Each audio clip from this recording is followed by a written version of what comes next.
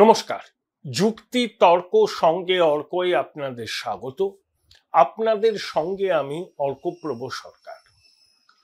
অভিষেক বন্দ্যোপাধ্যায় তৃণমূলের সংসদীয় দলের নেতা নির্বাচিত হয়েছেন। মাননীয় মুখ্যমন্ত্রী ভার্চুয়াল মাধ্যমে লোকসভার সাংসদদের কথা জানিয়েছেন, কারণ সুদীপ বন্দ্যোপাধ্যায় অসুস্থ। যতদিন না সুদীপ বন্দ্যোপাধ্যায় আবার সংসদের অধিবেশনে যোগ দিচ্ছেন, ততদিন পর্যন্ত অভিষেক সংসদীয় দলনেতা থাকবেন। তবে আমার মনে হয় যে অভিষেক বন্দ্যোপাধ্যায় তৃণমূল কংগ্রেসের সংসদীয় দলনেতা হিসাবে পাকাপাকিভাবে থাকবেন। অনেকে অভিষেকের এই উত্তরণ নিয়ে নানা রকম প্রশ্ন তুলেছেন যে পরিবার কেন্দ্রিক দলে উত্তরাধিকারী যে সংসদীয় দলনেতা নির্বাচিত হবেন, এতে আর নতুন কথা কি? ওটা প্রাইভেট লিমিটেড কোম্পানি, ওটা দল নয়, গণতান্ত্রিক ঐতিহ্যরা মেনে চলে না। অনেক সাংসদ সত্ত্বেও কেন অভিষেককেই সংসদীয় দলনেতা হিসাবে নির্বাচিত করা হলো? এইসব প্রশ্নগুলো উঠছে। দেখুন, আমি অভিষেকের কোনো গুণমুগ্ধ নই, আমি সমালোচনাতেই তাকে বিদ্ধ করি। কিন্তু আমি মনে করি যে অভিষেক বন্দ্যোপাধ্যায়কে সংসদীয় দলনেতা হিসাবে নিয়োগ করে তৃণমূল নেত্রী একটা বলিষ্ঠ সিদ্ধান্ত নিয়েছেন। সুদীপ বন্দ্যোপাধ্যায় প্রথমে লোকসভায় যান 1998 সালে, যখন কংগ্রেস ভেঙে তৃণমূল কংগ্রেস হলো। প্রথম নির্বাচন বিজেপির সঙ্গে জোট। 1999তেও তিনি জিতেছিলেন, তারপর 2004-এ হারলেন, 2009 থেকে টানা জিতেছেন। এখন সুদীপ বাবু কবে সংসদীয় দলনেতা হয়েছেন? সেটা 2011 সালে বিধানসভা নির্বাচনের ফলাফল বেরোনোর পর মমতা বন্দ্যোপাধ্যায় রেলমন্ত্রী হিসাবে ইস্তফা দিলেন, তখন সুদীপ বাবু সংসদীয় দলনেতা হন। তাহলে সুদীপ বাবু 1998 সালে প্রথম নির্বাচিত হলেন, 2004 পর্যন্ত ছিলেন, 2009 আবার নির্বাচিত হয়ে 2011-র পরে লোকসভায় তৃণমূলের সংসদীয় দলনেতা হয়েছিলেন। আর অভিষেক বন্দ্যোপাধ্যায় 2014 প্রথমবার নির্বাচিত হলেন, 19-এ জিতলেন, 24 সালে আবার জিতলেন। তাহলে 10 বছর সাংসদ হিসাবে থাকার পর তিনি সংসদীয় দলনেতা হয়েছেন। সুদীপ বাবু হয়েছিলেন 7.5-8 বছর সাংসদ হিসাবে থাকার পর সংসদীয় দলনেতা, আর অভিষেক বন্দ্যোপাধ্যায় 10 বছর সাংসদ হিসাবে থাকার পর সংসদীয় দলনেতা। অভিষেক বন্দ্যোপাধ্যায়ের সংসদের অ্যাটেন্ডেন্স একেবারেই ভালো নয়, বিতর্কেও সেভাবে তিনি অংশগ্রহণ করেন না। সেটা আমি শুধু অভিষেককে দোষ দেব কেন? তৃণমূলের এমন অনেক সাংসদ আছেন যারা মূক ও বধির ক্লাবের সদস্য। মালা রায়ের উপস্থিতির হার 23%, পার্থ ভৌমিকের কম, দেবের কথা তো আর উল্লেখ করলাম না। এমন অনেক সাংসদ আছেন যারা ওখানে, কল্যাণবাবু শব্দটা ব্যবহার করেননি, আমি রসিকতা করে বলছি, ফ্যাশন প্যারেড করতে চান। সেখানে কল্যাণবাবুর সংসদে উপস্থিতির হার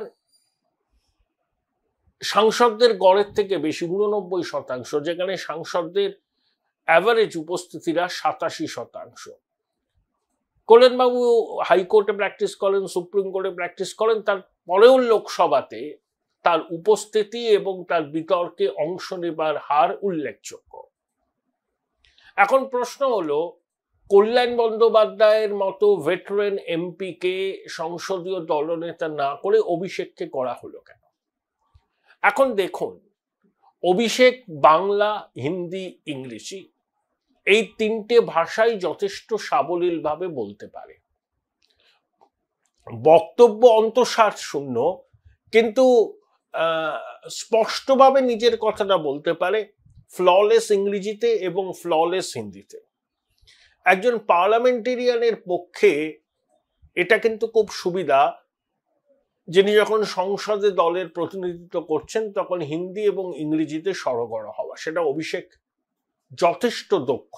কিন্তু আবার বললাম, তার বক্তব্য শূন্য কুম্ভের ঝংকার, কিন্তু তার বলার একটা শৈলী, ফ্ললেসলি বলা, এগুলো কিন্তু একদম সঠিক।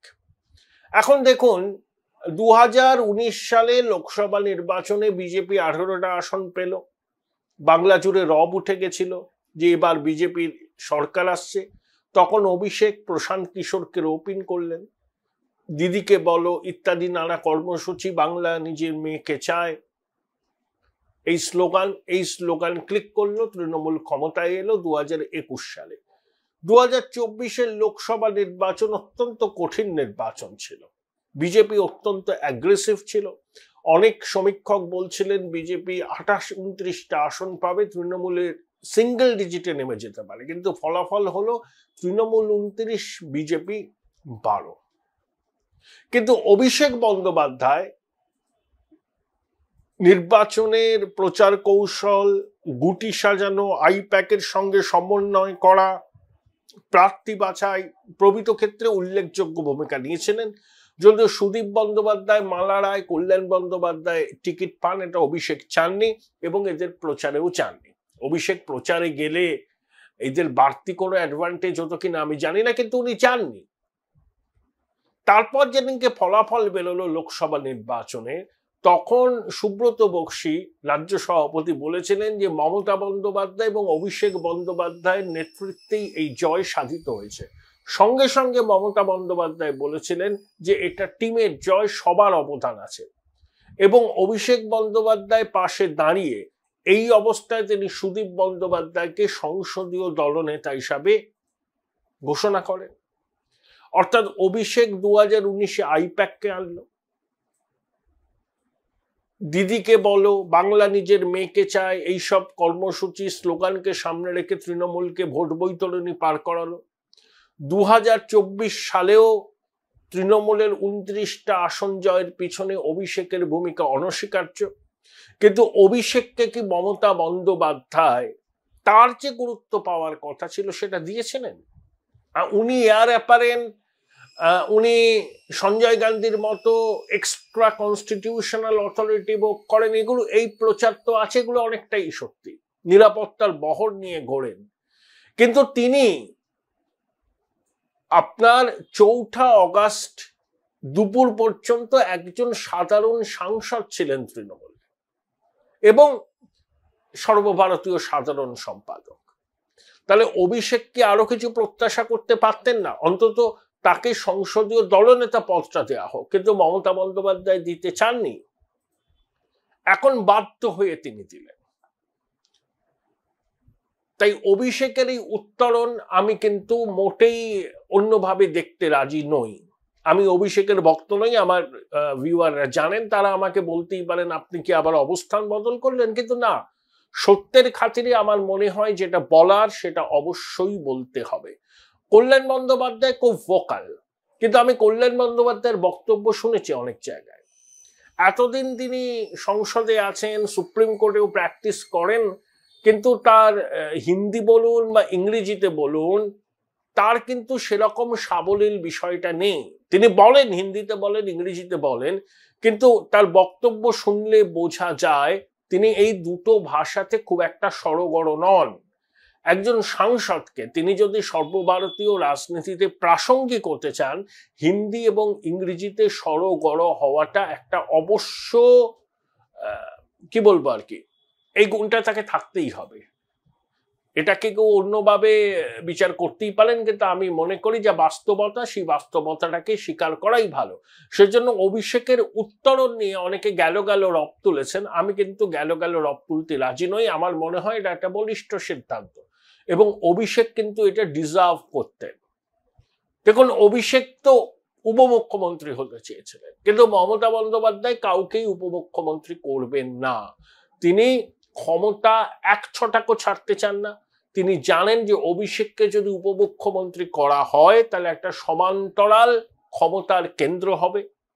তৃণমূলের নির্বাচিত বিধায়করা আমলাকুল, তাকে পায়ে হাত দিয়ে প্রণাম করবে, দিদি আশীর্বাদ করুন বলবেন, কিন্তু অভিষেকের সঙ্গে তারা গুড়গুড় করে একটা সমান্তরাল ক্ষমতার কেন্দ্র তৈরি করবে এবং মমতার অথরিটি চ্যালেঞ্জড হবে। এটা মমতা বন্দ্যোপাধ্যায় বোঝেন না তা তো নয়, আমার আপনার থেকে অনেক বেশি বোঝেন।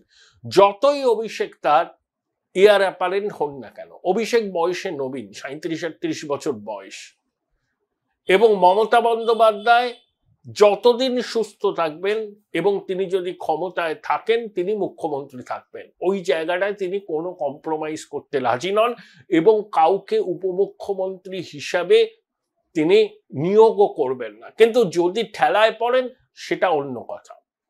এখন অভিষেককে সংসদীয় দলনেতা করা হলো, সংসদের আর এই অধিবেশন, তারপরে শীতকালীন অধিবেশন, তারপরেই পশ্চিমবঙ্গের বিধানসভা ভোটের বাদ্যি বেঁচে যাবে, সবাই প্রচারে ঝাঁপিয়ে পড়বে।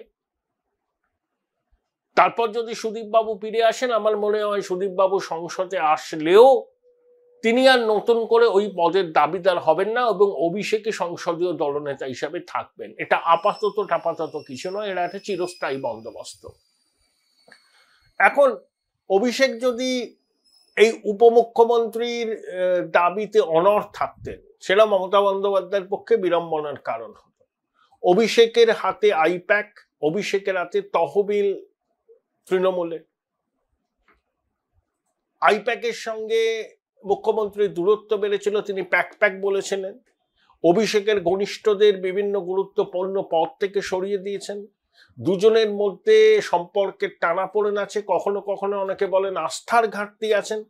কিন্তু নির্বাচনের আগে অভিষেককে দূরেও ঠেলে রাখতে চাইছেন না মমতা।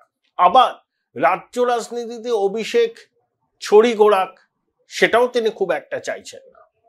আবার অভিষেককে একটা দায়িত্ব দেওয়া হলো, সর্বভারতীয় রাজনীতিতে তিনি যদি সংসদীয় দলনেতা হিসাবে একটা ছাপ ফেলতে পারেন, সর্বভারতীয় রাজনীতিতে তার একটা গুরুত্ব বাড়বে। তিনি যে মমতা বন্দ্যোপাধ্যায়ের আলোয় আলোকিত, সেই ধারণাটা ভাঙার একটা সুবর্ণ সুযোগ অভিষেকের কাছে এসছে, কারণ তিনি সর্বভারতীয় মিডিয়ার অ্যাটেনশনটা পাবেন। তৃণমূলের 29 জন সাংসদ আছে, সংসদীয় দলনেতা হিসাবে তিনি যথেষ্ট ছাপ ফেলতে পারবেন যদি তিনি সেটা চান।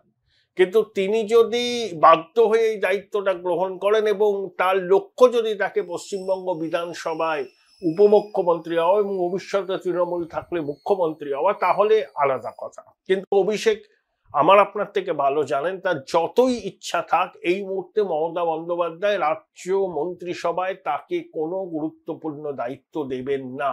তিনি মন্ত্রিসভায় আসতে পারেন, মন্ত্রিসভায় ব্রাত্য বসুর যা গুরুত্ব, ফিরহাদ হাকিমের যে গুরুত্ব, অভিষেকেরও তাই গুরুত্ব থাকবে। তাকে বাড়তি কোনো গুরুত্ব মমতা বন্দ্যোপাধ্যায় দেবেন না।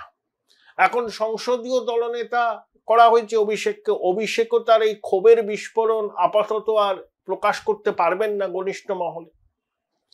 একদিকে মমতা বন্দ্যোপাধ্যায় অভিষেককে সন্তুষ্ট করলেন, আবার একই সঙ্গে অভিষেকের ডানাটাও ছাড়বার উদ্যোগ নিলেন, বিশেষ করে রাজ্য রাজনীতিতে যেখানে বিধানসভা নির্বাচনে ঢাকে কাঠি পড়ে গেছে।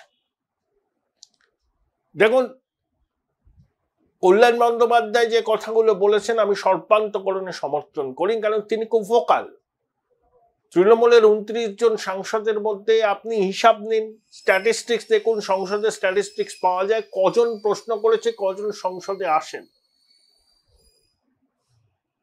ব্রাত্য বসুর ঘনিষ্ঠ অনুগামী এবং অভিষেকের ঘনিষ্ঠ অনুগামী পার্থ ভৌমিক, তিনি অভিনয় নিয়ে ব্যস্ত।